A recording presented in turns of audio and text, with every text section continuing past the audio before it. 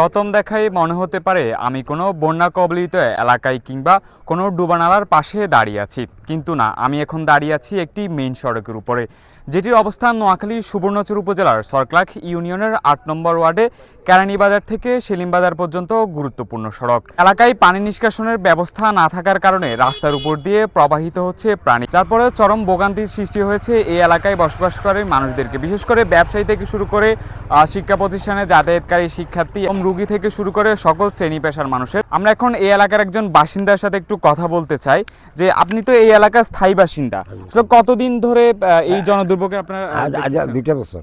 2 বছর। 2 বছর। আসলে কি কারণে হচ্ছে যে এই দুর্ভোগটা?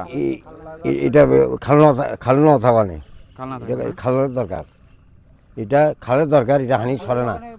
কি কি সমস্যা হয় এই যে এই পানির কারণে আপনাদের? হানি কারণে অনেক অনেক সমস্যা, ঘাস গুয়া সব কিছু। দিন ধরে দেখতেছেন এই সমস্যাটা? এই সমস্যাটা যে 2 বছর লাগে। 2 বছর ধরে না? 2 বছর লাগে এই মানে খালনো কারণে পানির কারণে হানিউডি রোড ভাঙ্গি মানে অনেক মানুষ এখানে কষ্ট করতে আছে। শুধু যদি একটা খাল গাড়িতে মানুষ অ্যাক্সিডেন্ট হয়েছে, এখানে একটা গাড়িও অ্যাক্সিডেন্ট হয়েছে, গাড়ি রাস্তার বাইরেও হয়ে গেছে। আপনাদের প্রত্যাশা কি? আমার প্রত্যাশা আমাদের এই রোডটা একটু করে দিলে আর পানির লাইনটা যদি মানে একটা খাল কাটি দেয় তাহলে হানিটা একদম কমপ্লিট চলে যাবে। এই প্রত্যাশা হলো এটা, আর অন্য কিছু না। আমরা এই এলাকার আরেকজন বাসিন্দার সাথে কথা বলতে চাই যে এই রাস্তার গুরুত্ব সম্পর্কে আমরা জানতে চাই। এই রাস্তা আসলে কতটুকু গুরুত্বপূর্ণ বলে আপনি মনে করেন? আসসালামু আলাইকুম। আমাদের এই রাস্তা নোয়াখালীর দক্ষিণ অঞ্চলে যে মেঘনা নদীর ওইখানে 3টা ঘাট আছে, জনতা ঘাট, কাটাখালী ঘাট, সেলিমবাজার ঘাট। 3টা ঘাটের সংযোগ হলে আমাদের এই রাস্তার সাথে দৈনিক শত শত হাজার হাজার গাড়ি এই রাস্তা দিয়ে যায়। স্বর্ণদ্বীপে যতগুলো গাড়ি যায় সকল রাস্তার মেন রাস্তা হলো এটা। এবং দক্ষিণ অঞ্চলে যতগুলো সবজি হয় সারা বাংলাদেশে আমাদের এই দক্ষিণ অঞ্চল থেকে সবজি যায়, সবজি উঠে দিতে হয়। সকল সবজির গাড়ি এখানে যায়, প্রত্যেক দিন 2-1টা সবজির গাড়ি এখানে অ্যাক্সিডেন্ট হয়।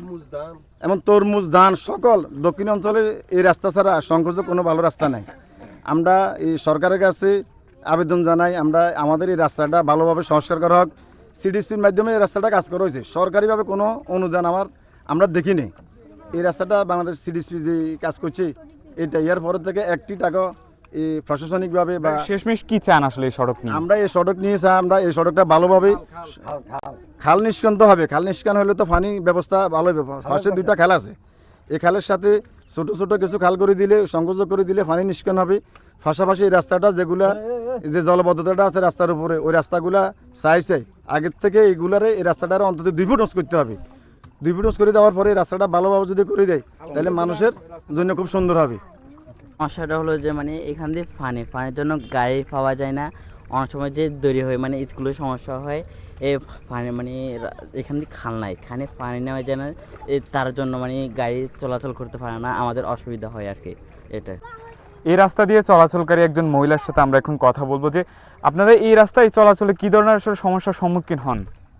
সমস্যা তো পুরোপুরি সমস্যা, বাচ্চাদের স্কুলে যাতায়াত কষ্ট, ডেলিভারি বা অন্যান্য বিভিন্ন ধরনের কষ্ট, অটো চালানি বা সিএনজি ট্রাক সব কিছুতে তো চালাইতে কষ্ট।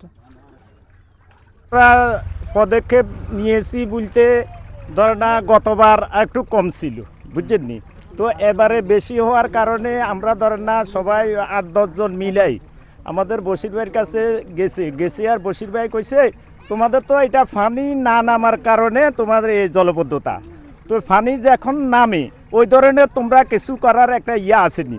তো আমরা কইছি আছে, তাহলে তোমরা একটা পানি যাবার মতো একটা ব্যবস্থা করে দাও আপাততে, পরে তোমাদের খালের জন্য এটা আমরা ব্যবস্থা করব। তো এখন আমরা এখান থেকে একটা ডলকাইছি মানে 1500 ফুট মানে কাটতেছি, তো এই কাটতেছি 1500 ফুটের মতো, এটাতে কিন্তু হবে না, আমাদের দরকার খাল হইলে তাইলে এখানে আর জলবদ্ধতা হবে না, কোনো সমস্যাও হবে না বুঝছেন নি। এলাকাবাসীর সাথে কথা বলে আমরা যেটি জানতে পেরেছি, আজকে প্রায় 2 বছর ধরে আসলে এই সমস্যার সম্মুখীন হচ্ছে তারা এই সমস্যা নিরসনের জন্য দ্রুত একটি বড় খাল এবং গিয়ে এই যে 1 কিলোমিটারের সড়ক রয়েছে এটি সংস্কার চান। তো আমরা আশা করছি রাজনীতিবিদ এবং স্থানীয় প্রশাসনের দৃষ্টি আকর্ষণ করছি যে দ্রুত তাদের এই দাবিটি মেনে নেওয়া হোক। নোয়াখালীর সুবর্ণচর থেকে হাবিবুর রহমান রনি, SNTV।